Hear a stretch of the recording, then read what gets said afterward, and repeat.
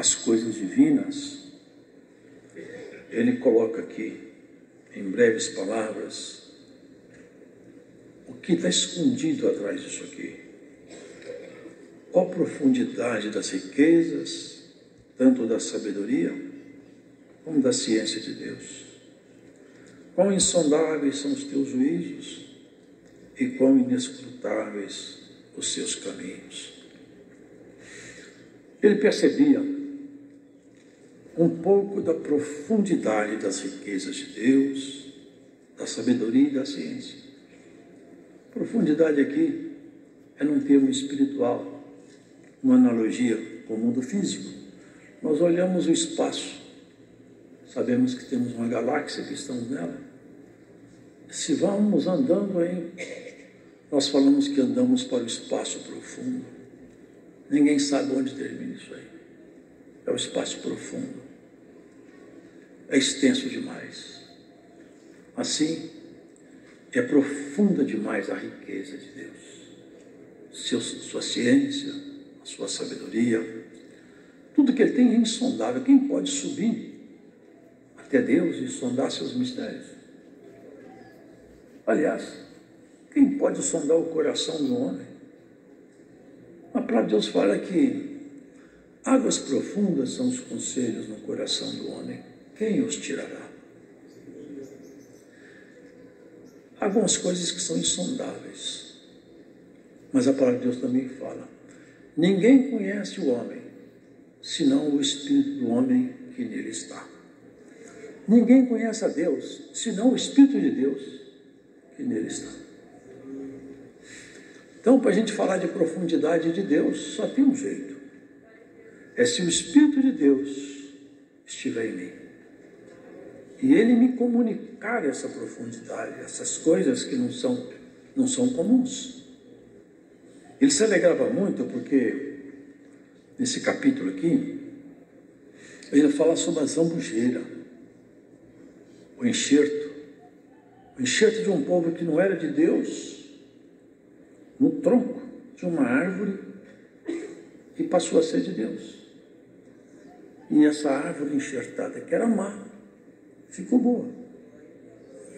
É a parede que foi derribada, que estava escondida, porque os judeus acreditavam que ninguém mais poderia ter acesso a Deus. E de alguma maneira Deus deixou isso guardado. Mas Deus, Ele quer que todo ser humano vá encontrar com Ele. Por isso que Jesus veio. Jesus é o retrato de Deus aqui na terra, chamando: vinde a mim, todos que estáis cansados e aflitos, e eu vos aliviarei. Tomai sobre vós o meu fardo que é leve e o meu jugo que é suave, e encontrareis repouso para vossas almas cansadas. Deus quer ser encontrado, mas nós não temos competência para sondá-lo. Por isso que Ele se fez aqui presente. Tem ser encontrado na humildade do nosso coração. Paulo, antes Saulo, ele não foi instruído por Jesus Cristo no corpo de um carpinteiro. Os demais foram, mas ele não. Foi num caminho de Damasco. Vocês conhecem bem isso. Quando ele viu Jesus, não no corpo de um homem qualquer, mas em glória. Em glória, derribado ao chão e cego e assustado, ele ouviu uma voz que reclamava alguma coisa que até então para ele não fazia sentido. É nisso que ele glorifica a Deus aqui agora. Para ele não fazia sentido até então. Gentios eram gentios, nada a ver com Deus. Mas aquele dia ele estava perseguindo todos, e naquela altura havia cumprido uma profecia. É que os judeus e os gentios estavam separados por uma parede. Jesus, quando subiu na cruz, derrubou a parede no chão. Agora não tem judeu, nem gentio. Agora tem uma coisa nova, chamada Igreja de Jesus. É isso que ele está aqui maravilhado. Compreenderam? Está maravilhado. Por quê? Porque o que estava escondido ficou aberto. Deus tinha sinalizado. Eu cuido para mim, que é uma figura lá atrás que faz uma referência de alguma forma velada a isso, não aberta. Mas quando Jacó ia atravessar o val de Jaboque, Deus que tinha mandado ele, vai reconciliar-te com teu irmão. Portanto, era Deus. Não obstante ter sido Deus, quando ele foi atravessar o val de Jaboque, quem se pôs diante dele foi o próprio mensageiro de Deus. É incongruente. Deus manda ele encontrar com seu irmão. No vale de Jaboque, o anjo vai lá e fala, você não vai atravessar o val. Não parece contraditório? Se Deus me manda encontrar com ele, agora ele põe um anjo para me impedir? E a noite toda o anjo lutou com ele. E vocês põem atenção nisso. E não era a carne de Jacó propriamente que lutava, porque a carne de um ser humano não pode entrar em combate com o anjo. Era de ter o espírito de Jacó. O espírito, a sua natureza espiritual. Chegou a um ponto, a uma altura daquele encontro, que Jacó percebeu que estava lidando com um ser celeste. E ele agarrou no ser. Pode a mão de um homem segurar um anjo? Ele segurou nele. Ele falou, me larga porque eu tenho que ir embora, porque a alva já está aparecendo. Eu não posso ficar aqui quando a alva chegar.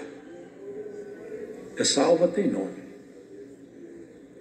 E o nome dessa alva, a estrela nossa da manhã, é Jesus. Me solte, mas não te solto. Só com uma condição. Se você me abençoar. E ele foi abençoado, mas teve um preço. Ele saiu arrastando uma perna. E houve ali uma coisa muito simbólica. Você não se chamará mais Jacó. O seu nome será Israel. Daí que vem o nome do país. Ele tornou-se o nome de uma nação. Vocês entendem isso aqui? Mas ele estava arrastando um pé. Porque o segundo pé ainda não estava andando direito. Mas agora Paulo achou o segundo pé e estava glorificando a Deus. Era o gentio. Nós juntamos, formamos um corpo novo. Aqui ele fala do corpo, porque assim como o corpo tem muitos membros, ele fala do corpo. Quando Jesus encontrou com Saulo na estrada de Damasco, você está me perseguindo. Eu persigo? São essa turma de... Ele chamava de seita, sabia que esse caminho era chamado seita? Eles gostam de dar nome naquilo que é de Deus, desonroso. Ao caminho chamado seita, eles chamavam aquele caminho de seita. E veja, por que você me persegue, Saulo? Eu não persigo. Persegui uma glória dessa que eu nem consigo olhar para essa luz, essa voz autoritária. Como que eu posso perseguir? É como alguém tentasse perseguir o sol. É até muito mais fácil. Era mais fácil tentar pegar o sol com as mãos. Quem és tu, Senhor? Eu sou Jesus. Você está me perseguindo, mexendo com o meu corpo, com a minha igreja. Isso que Paulo glorificava. Oh, profundidade das riquezas, tanto da sabedoria como da ciência de Deus. Porque os homens gostam de colocar limite para criar elites. Elites. E Deus não cria elite, não. Deus é simples e todo mundo simples gosta de Deus. Descomplicado não gosta. Olha o que fala aqui, me chamou atenção isso aqui, eu já tinha lido muitas vezes, mas me chamou atenção.